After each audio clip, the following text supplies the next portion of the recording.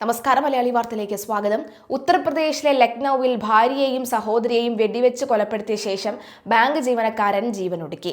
SBI ജീവനക്കാരനായ മാനസ് വാജ്പേയി എന്ന 38 വയസ്സുകാരനാണ് ICICI bank ജീവനക്കാരിയായ ഭാര്യ ദിവ്യ മിശ്രയെയും മാനസിക വെല്ലുവിളി നേരിടുന്ന സ്വന്തം സഹോദരി ശിവ വാജ്പേയി എന്ന 28 വയസ്സുകാരിയെയും കൊലപ്പെടുത്തിയ ശേഷം സ്വയം വെടിയുതിർത്ത് മരിച്ചത്.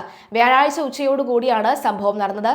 ഭാര്യ ദിവ്യ മിശ്ര ജോലി ചെയ്യുന്ന ഗോമതി നഗർ ICICI ബാങ്ക് ശാഖയിലെത്തിയ മാനസ് അവരെ ഓഫീസിന് പുറത്തേക്ക് വിളിച്ചിറക്കി സംസാരിച്ചു. സംഭാഷണത്തിന് പിന്നാലെ കയ്യിൽ കരുതിയിരുന്ന തോക്കെടുത്ത് ഭാര്യയ്ക്ക് നേരെ വെടിവെക്കുകയായിരുന്നു. ഉടൻ തന്നെ ആശുപത്രിയിൽ എത്തിച്ചെങ്കിലും ദിവ്യയുടെ ജീവൻ രക്ഷിക്കാൻ കഴിഞ്ഞില്ല. ഭാര്യയെ വെടിവെച്ച ശേഷം സംഭവ സ്ഥലത്ത് നിന്ന് ഓടി രക്ഷപ്പെട്ട മാനസ് വാജ്പേയി നേരെ സ്വന്തം വീട്ടിലേക്കാണ് പോയത്.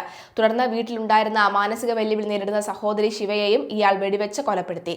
ഇതിനുശേഷമാണ് പ്രതി സ്വയം വെടിയുതിർത്ത് ജീവനൊടുക്കിയത്. ഭാര്യയെ കൊലപ്പെടുത്തിയ ഉടൻ തന്നെ ഈ മാനസ് വാജ്പേയി വാട്സാപ്പിൽ പങ്കുവച്ച സ്റ്റാറ്റസ് ആണ് ദാരുണ സംഭവത്തിലേക്ക് നയിച്ചത്.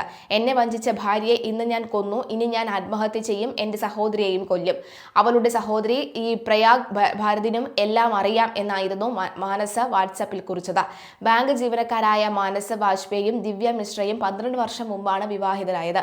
എന്നാൽ ഭാര്യ തന്നെ വഞ്ചിച്ചു എന്ന് ആരോപിച്ച മാനസുമായി അകന്ന് കഴിയുകയായിരുന്നു ദിവ്യ.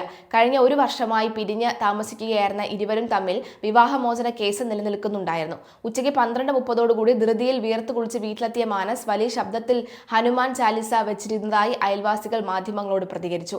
ഈ സമയത്ത് ബാങ്കിൽ നടന്ന കൊലപാതക വിവരമൊന്നും അയൽക്കാർ അറിഞ്ഞിരുന്നില്ല. പിന്നീട് മാനസിന്റെ വാട്സ്ആപ്പ് സ്റ്റാറ്റസ് കണ്ട് സംശയം തോന്നിയ അയൽവാസികൾ വീട്ടിൽ കയറി പരിശോധിച്ചപ്പോഴാണ് മാനസിനെയും സഹോദരിയെയും മരിച്ച നിലയിൽ കണ്ടെത്തിയത്. സംഭവത്തിൽ പോലീസ് അന്വേഷണം ശക്തമാക്കിയിട്ടുണ്ട്.